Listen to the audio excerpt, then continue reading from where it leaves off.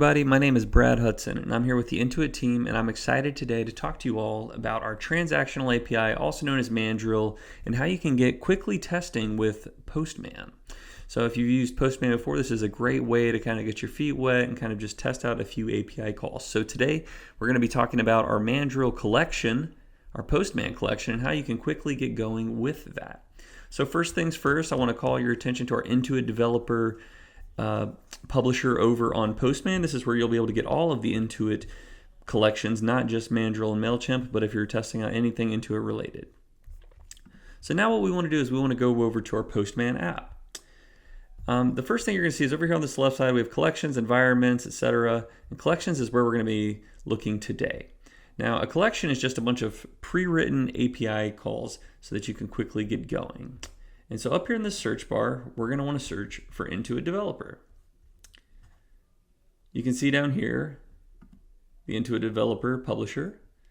It opens up in your browser, but also in your Postman app. Here you're going to see that same view, and you're going to be able to see all of the collections that you can choose from.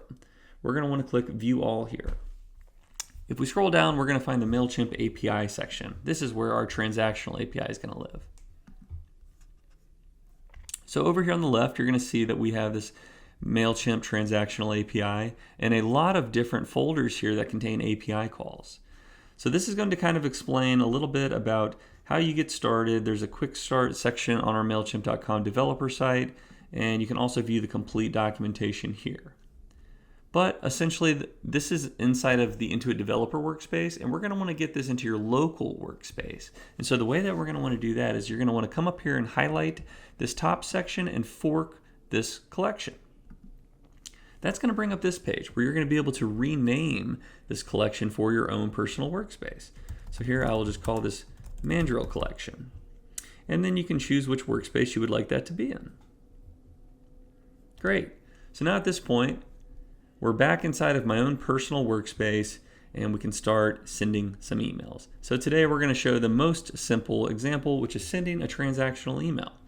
Now the last step before we can send some emails is to set our environment variables. Now you're going to see that our base URL prod, we're going to need to set that.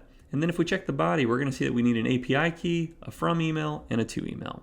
So how we're going to do that is we're just going to come up here to the top, click this top parent folder, click the variables, and then come over here and we're going to go base prod URL, paste in our Mandrill app base URL, which is just mandrillapp.com API/1.0.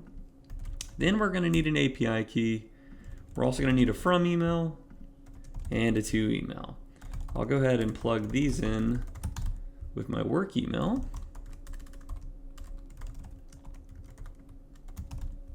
And then the last thing we need is an API key. And so we'll quickly show you how you can do this if you've never made one before. When you're over on the Mandrill app, you can simply navigate down to the settings section.